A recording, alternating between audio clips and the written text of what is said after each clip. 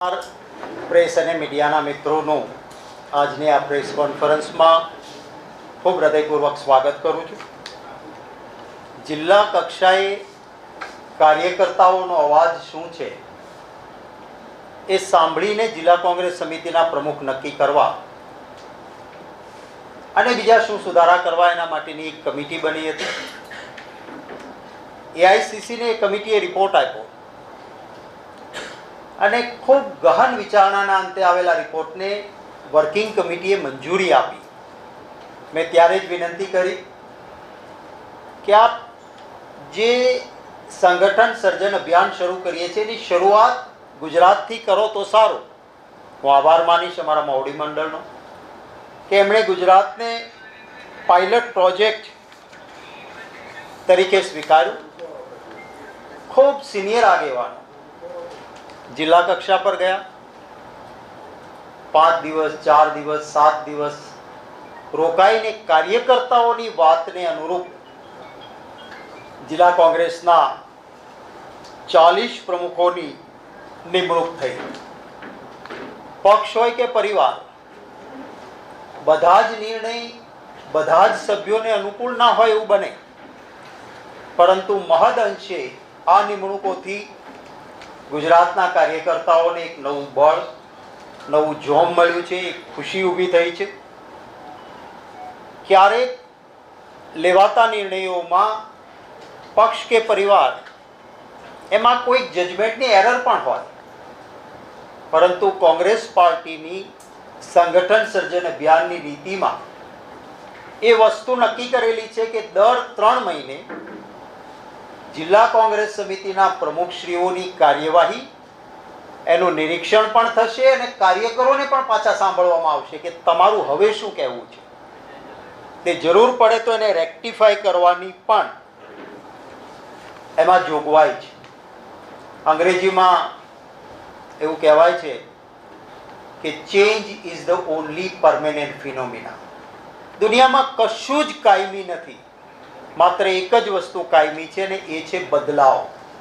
Change થયા કરે.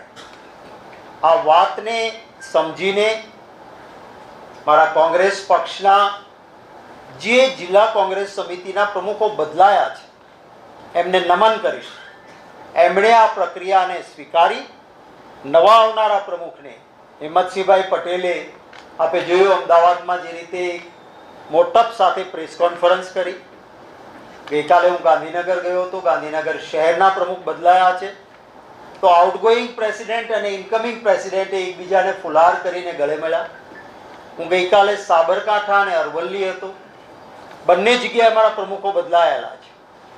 જૂના પ્રમુખે નવા પ્રમુખને મારી હાજરીમાં ફુલાર કરી ગળે મળીને સહયોગ આપવાની ખાતરી આપી. આ એક પક્ષના આગેવાનોની મોટપને હું હૃદયથી બિરદાવું છું. કેટલાક લોકો કહે છે કે શક્તિસિંહને અનુકૂળ પડે એવા પ્રમુખો ના આવ્યા. અરે મારે કોઈ જૂથ નથી, મારે અનુકૂળ પાર્ટીને અનુકૂળ હોય, મને અનુકૂળ. મને સામેથી બોલાવીને કહ્યું હતું, હું આભાર માનીશ મારા હાઈકમાન્ડનો, કે કોઈ જિલ્લામાં અમારા પાસે નામ આવ્યા છે એમાં તમારે કાંઈ સૂચન હોય તો. ત્યારે જ મેં કહ્યું હતું અમારા લાઇકિંગ ડિસલાઇકિંગ હોઈ શકે, માટે આ ન કરો. 3-4 મહિના પછી તમે રિવ્યૂ કરવાના જ છો, ના અનુકૂળ લાગે તો ચેન્જ કરજો. મને આગ્રહ કરીને કહ્યું કે ભાવનગરના નામ તો જોઈ લો. મેં કીધું કહેવા માટે કહો, મને કોઈ પ્રોબ્લેમ નથી. મને કહ્યું કે મેં કીધું બહુમતી કાર્યકરો શું ઈચ્છે છે, તો એમણે કહ્યું ભાવનગર શહેરમાં મનોહરસિંહજી ઉર્ફે લાલભાનું નામ આવે છે. મેં કહ્યું સારું છે, કેડરનો યુવાન છે અને NSUI યુથ કોંગ્રેસમાંથી નીકળેલી વ્યક્તિ છે, જરૂર એને બનાવવા જોઈએ. જિલ્લામાં મને કહ્યું કે જનરલ ઓપિનિયન કાર્યકર્તાઓનો પ્રવીણભાઈ રાઠોડ માટે આવે છે તમારે.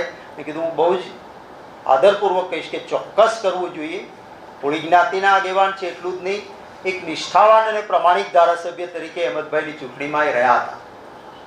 એટલે મારા જિલ્લામાં પણ મેં જે નામો આવ્યા હતા એ બરાબર પ્રમાણ કરીને કહ્યું હતું કે આ વ્યાજબી નામો છે. અને એ રીતે જે દાખલા તરીકે શહેરમાં લાલબાનું નામ છે, આખો પરિવાર 1990થી ચૂંટણી લડ્યો. એ પહેલા 86માં જિલ્લા પંચાયતનો સભ્ય હતો, ત્યારે એ વખતના મિનિસ્ટર, રેવન્યુ મિનિસ્ટર અમરસિંહ વાઘેલાના એ પરિવારમાં સગા થાય ને મારે ત્યારથી એમના સાથે પરિચય એક સરખું રહ્યું છે. એટલે ક્યારેક કેટલાક લોકો કંઈક આવી વાત કરતા હોય છે કે કંઈ અનુકૂળ ન આવે. અરે ભાઈ, પક્ષમાં અનુકૂળતા મુજબ ચાલીએ છીએ. 3 મહિને રિવ્યૂ થાય અને પ્રજાના પ્રશ્નો માટે સંગઠન આખું કામ કરે. એના માટે એઆઈસીસીથી પણ મોનિટરિંગ થશે. પીસીસીમાં આપ જોશો અમારો વોર રૂમ હતો, એમાં 24 કોમ્પ્યુટરો સાથે સુસજ્જ વોર રૂમ બનાવી રહ્યા છીએ. એટલે લોક પ્રશ્નોમાં કોંગ્રેસ વધારે